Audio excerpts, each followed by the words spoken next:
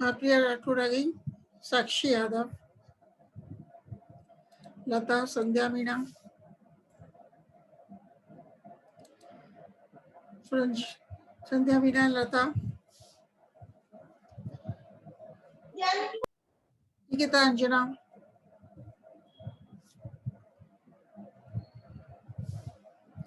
सृष्टि गोयल,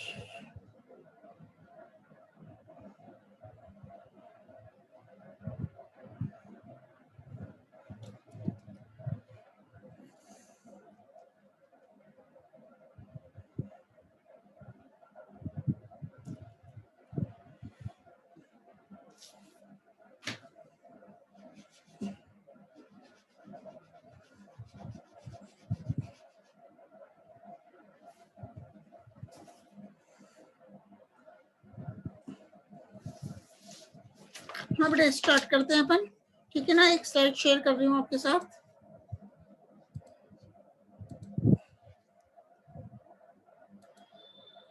पहले अपन बात करते हैं डिसेक्टिंग माइक्रोस्कोप की, क्योंकि आपके प्रैक्टिकल में भी यूज होता है डिसेक्टिंग माइक्रोस्कोप। तो इस प्रकार की सूक्ष्मदर्शी माइक्रोस्कोप का प्रयोग वर्गीकी, भ्रूणिकी आदि में विच्छेदन के लिए किया जाता है। इनके अलावा विभिन्न पादप भागों व सूक्ष्म पादपों को आरोपित कर उनकी आकारिकी अध्ययन में भी डिसेक्टिंग माइक्रोस्कोप का उपयोग करते हैं। यह डिसेक्टिंग माइक्रोस्कोप ऑब्जेक्ट को, वस्तु को 10 गुना तक आवर्धित करती है। तो इसके कंस्ट्रक्शन क्या होते हैं, किसके कंस्ट्रक्शन कर रहे हैं अपन, डिसेक्टिंग माइक्रोस्कोप का कैसा बना होता है। डिसेक्टिंग माइक्रोस्कोप में निम्न भाग होते हैं, इसमें निम्न भाग होते हैं। एक तो है पाद या आधार, फुट और बेस। यह आधारी गोलाकार यू अथवा वाई प्रकार का भाग होता है, जिस पर अन्य भाग स्थित होते हैं। दूसरा है फलक, फलक को बोलेंगे लिम्ब। यह आधार के ऊपर ये ऊर्ध्व खड़ा भाग होता है। हाँ बेटा कुछ कहना चाह रहे हो, बोलो बेटा। कौन सा टॉपिक है, एक बार शुरू से बताओ ना। इसे क्या कह रहे हो मैम, स्टार्टिंग से बताओ, इसे कौन सा टॉपिक है, क्या बेटा। डिसेक्टिंग माइक्रोस्कोप के बारे में पढ़ रहे हैं अपन, है ना। डिसेक्टिंग माइक्रोस्कोप का मतलब क्या क्या पार्ट्स होते हैं उसके। तो स्टार्टिंग से देखो, इस प्रकार की सूक्ष्मदर्शी माइक्रोस्कोप का प्रयोग वर्गीकी, भ्रूणिकी आदि में विच्छेदन के लिए किया जाता है। इसके अलावा विभिन्न पादप भागों व सूक्ष्म पादपों को आरोपित कर उनकी आकारिकी अध्ययन में डिसेक्टिंग माइक्रोस्कोप का उपयोग करते हैं। तो डिसेक्टिंग माइक्रोस्कोप ऑब्जेक्ट को, वस्तु को 10 गुना तक आवर्धित करती है। अब अपन बात करते हैं कंस्ट्रक्शन ऑफ डिसेक्टिंग माइक्रोस्कोप, इसकी संरचना के बारे में। तो डिसेक्टिंग माइक्रोस्कोप में निम्न भाग होते हैं। पहला है पाद या आधार, दूसरा है लिम्ब, फलक, तीसरा है मंच, स्टेज, फोर्थ है आर्म, ठीक है, और फिफ्थ है एडजस्टमेंट स्क्रू। तो पाद या आधार, फुट और बेस, यह आधारी गोलाकार यू अथवा वाई आकार का भाग होता है, जिस पर अन्य भाग स्थित होते हैं। दूसरा पार्ट है डिसेक्टिंग माइक्रोस्कोप का लिम्ब, फलक। तो आधार के ऊपर यह ऊर्ध्व खड़ा भाग होता है। अब है मंच, स्टेज।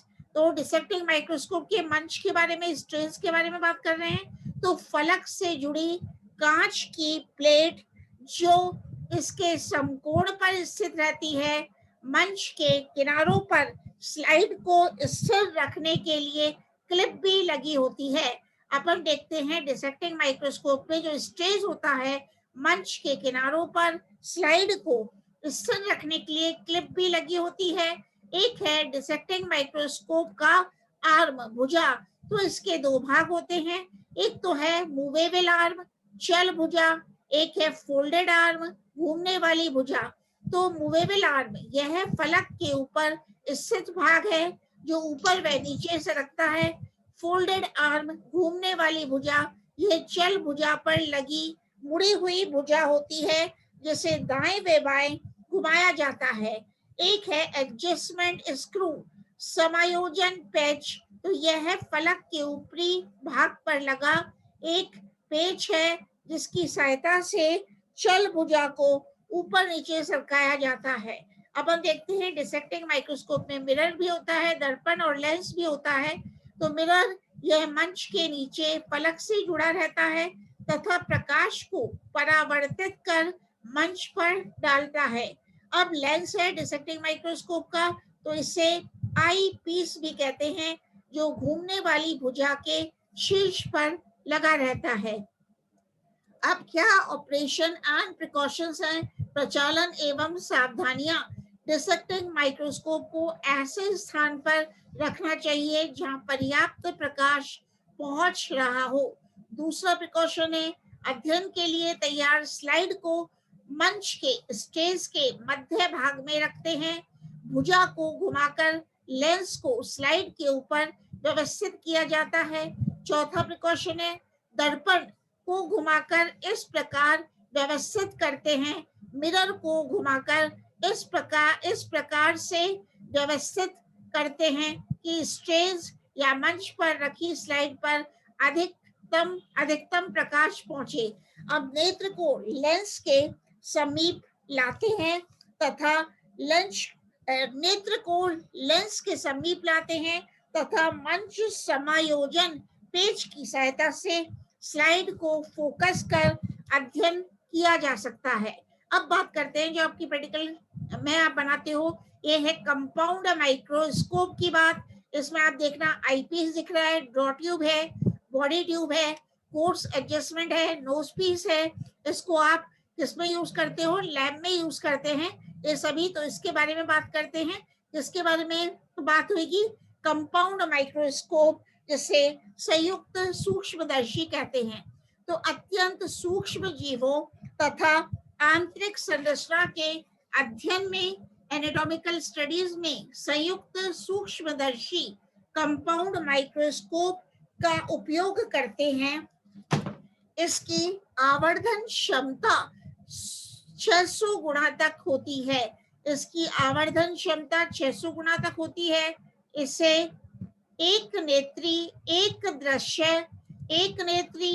दृश्य सूक्ष्मदर्शी कहते हैं। मतलब कंपाउंड माइक्रोस्कोप को मोनो ऑब्जेक्टिव माइक्रोस्कोप भी कहते हैं, क्योंकि कंपाउंड माइक्रोस्कोप में एक आईपीस तथा एक ऑब्जेक्टिव लेंस साथ साथ उपयोग में आते हैं।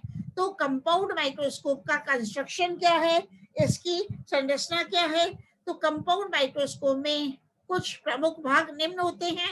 एक तो है बेस और फुट और लिम्ब। ये देखना बेटा, फुट मार्क है, ये तो है बेस और फुट, है ना। एक अपन बात करेंगे लिम्ब की बात करेंगे। तो बेस और फुट में क्या है, यू अथवा वाई आकार का सबसे आधारी भाग होता है। फलक क्या है, लिम्ब क्या है, ये आधार से निकला सीधा खड़ा छोटा भाग होता है। एक है भुजा और इंक्लिनेशन जॉइंट। भुजा आर्म यह वक्र भाग है जिसे आगे पीछे झुकाया जा सकता है। इस स्थान से पकड़कर माइक्रोस्कोप को उठाया जाता है। तो आप ये देख रहे हो आर्म भी बना हुआ है, तो इसको पकड़कर मतलब इस स्थान से, मतलब आर्म से पकड़कर माइक्रोस्कोप को उठाया भी जा सकता है। तो एक है आर्म, एक है नली संधि इंक्लिनेशन जॉइंट। तो स्तंभ व भुजा को जोड़ने वाला स्थल है जो भुजा को आगे पीछे झुकाने में सहायक रहता है। एक है मंच, एक आइरिस डायफ्राम। ये देख रहे हो आप, मंच है, मंच को अपन स्टेज कहते हैं। तो ये लगा हुआ है स्टेज, है ना, स्टेज है, और ये इंक्लिनेशन जॉइंट है। तो मंच के बारे में, कंपाउंड माइक्रोस्कोप का मंच स्टेज कैसा होता है? भुजा के आधारी भाग पर समकोण पर लगी प्लेट जिसके केंद्र में एक छिद्र होता है तथा दोनों किनारों पर स्लाइड पकड़ने के लिए क्लिप लगी रहती है। एक है बेटा आइरिस डायफ्राम, तो मंच के नीचे स्थित गोल डिस्क जिससे होकर प्रकाश किरणें संग्राही लेंस पर पहुंचती है उसे आइरिस डायफ्राम कहते हैं। अब मिरर है और बॉडी ट्यूब है, तो ये देखना ये है आपका मिरर जो कि किसका है? कंपाउंड माइक्रोस्कोप का। और एक है बॉडी ट्यूब के बारे में बात करते हैं, तो मिरर किसे कहते हैं? दर्पण, मतलब डायफ्राम के नीचे की ओर स्तंभ या फलक से जुड़ा समतल या अवतल मिरर जो प्रकाश को डायफ्राम की ओर निर्देशित करता है।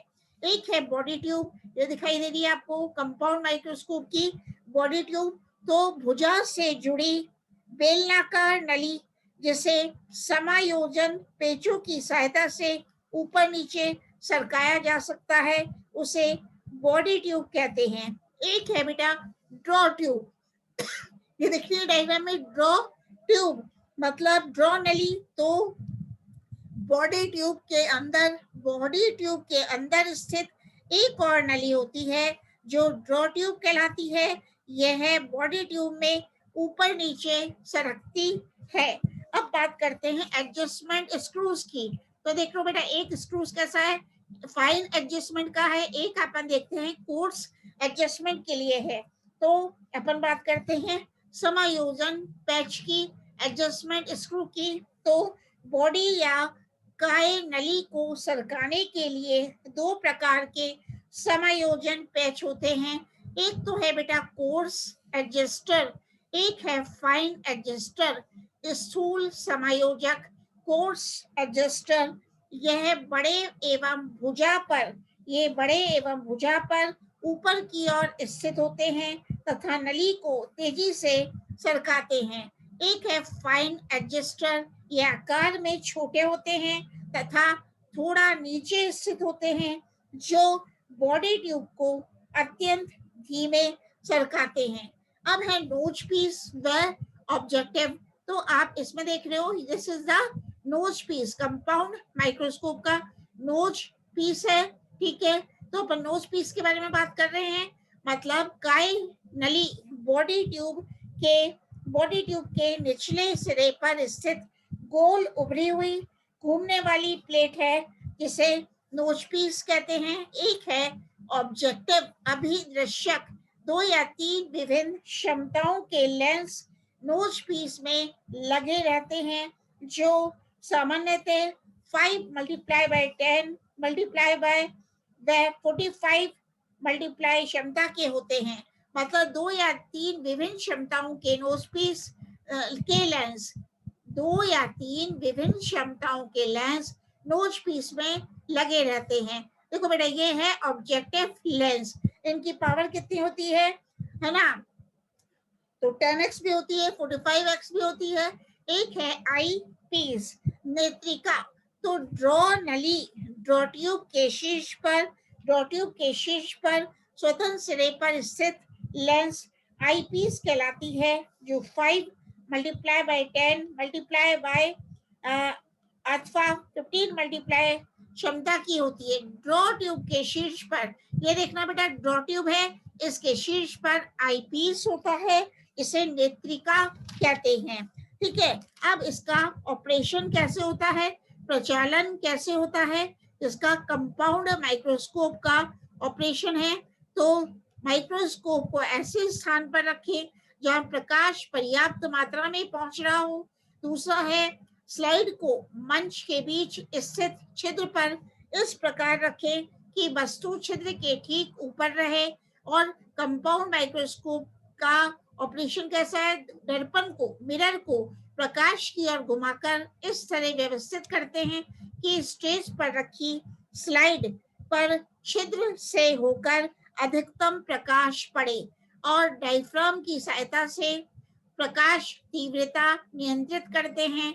इसी प्रकार कंपाउंड माइक्रोस्कोप में अल्प आवर्धक अभिदृश्य को काय नली की सीध में रखकर स्थूल समायोजक का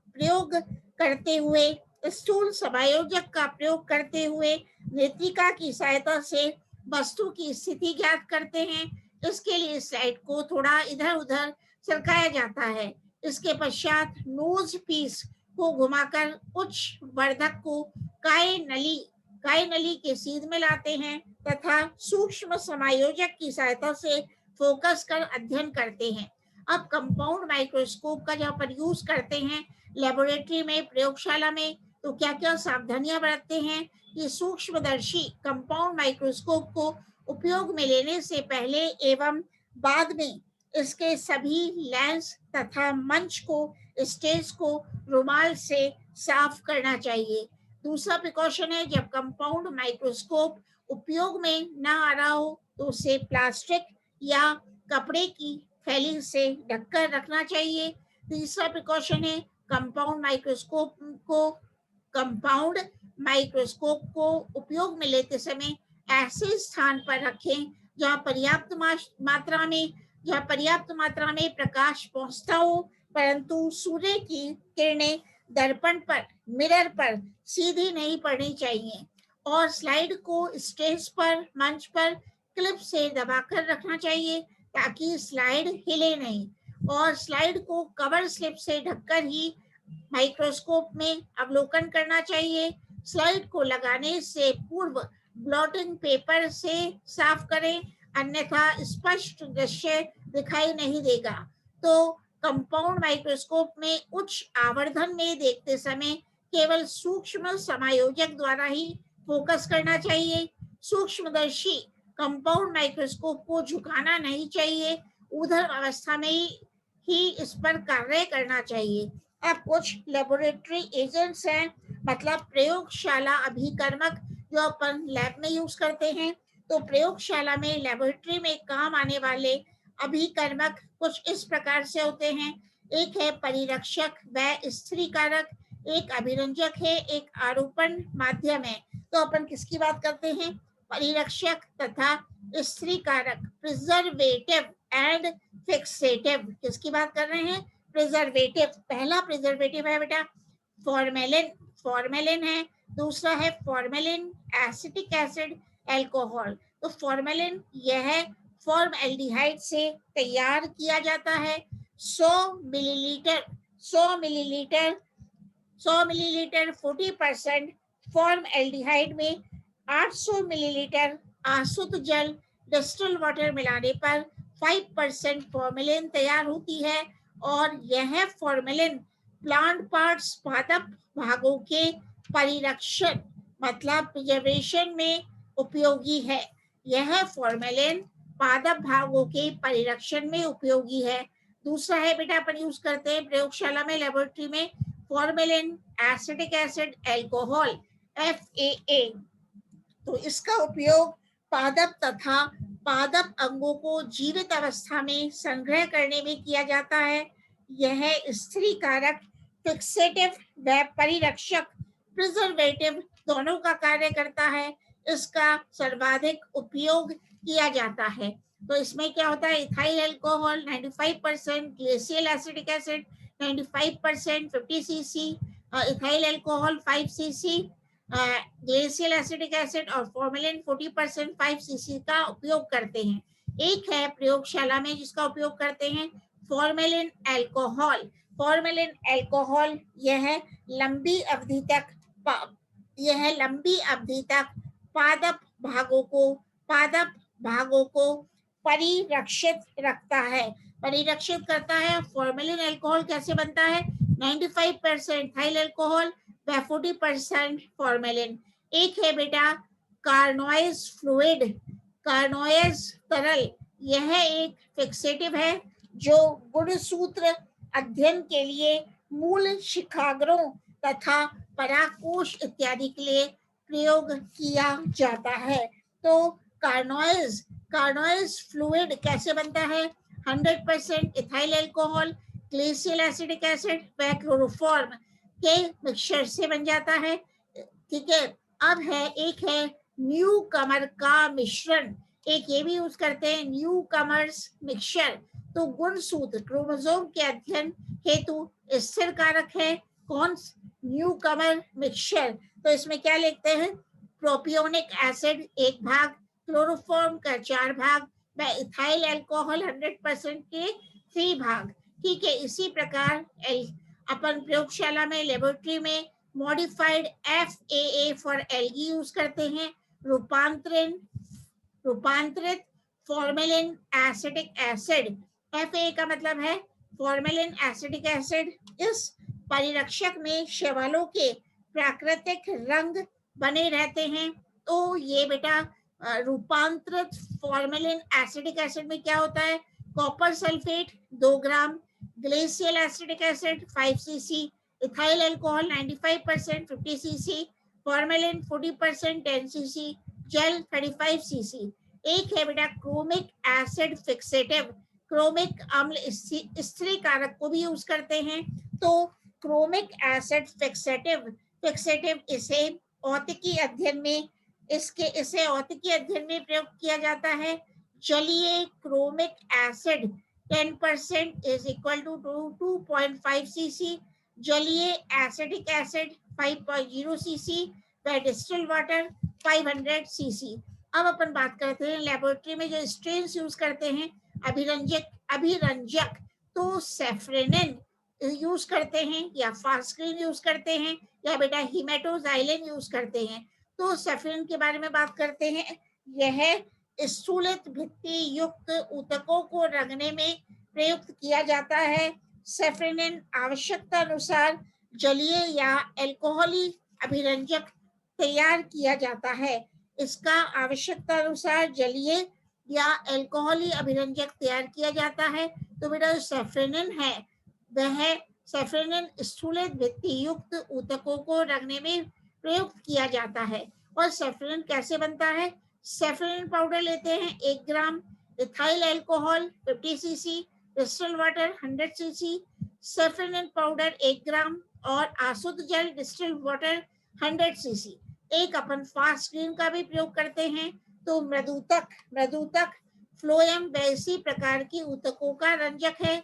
तो अपन फास्ट स्क्रीन कैसे बनाते हैं? लेबोरेटरी में फास्ट स्क्रीन पाउडर 1 ग्राम लेते हैं, ethyl alcohol 100 cc, fast green powder 1 ग्राम, परिशुद्ध अल्कोहल 100 cc। अब एक है हिमेटॉक्सिलिन। ठीक है, हिमेटॉक्सिलिन क्या है? मृदुतक वैसी प्रकार की ऊतकों का रंजक है। तो अपन लेते हैं फेरिक अमोनियम सल्फेट का 100 cc संतृप्त जलीय विलयन, 1 ग्राम हिमेटॉक्सिलिन का 6 cc अल्कोहल में घोल। अब अपन बात करते हैं सेक्शन कटिंग की। सेक्शन काटना। ठीक है, अब किसकी बात कर रहे हैं? सेक्शन कटिंग की। तो इसमें अपन देखेंगे कि सेक्शन काटना, प्लेन ऑफ सेक्शंस, काट के तल। तो पादप की आंतरिक संरचना के अध्ययन के लिए उसके विभिन्न भागों के विभिन्न तलों में सेक्शन काटे जाते हैं। सामान्यतः निम्न तलों में काटे जाते हैं। एक तो बेटा अपन ट्रांसवर्स सेक्शन काटते हैं। ठीक है, इससे अपन एल्गी का काटा था, पंजाई ब्रायोफाइट्स का काटा था। एक है लॉन्जिट्यूडनल सेक्शन। तो अपन देखते हैं अनुप्रस्थ काट, ट्रांसवर्स सेक्शन। तो पादप अंग के लंबवत अक्ष के समकोण पर काटा जाता है। एक है लॉन्जिट्यूडनल सेक्शन, इसमें पादप अंग के लंबवत अक्ष के समानांतर काटा जाता है। यह 2 प्रकार का होता है।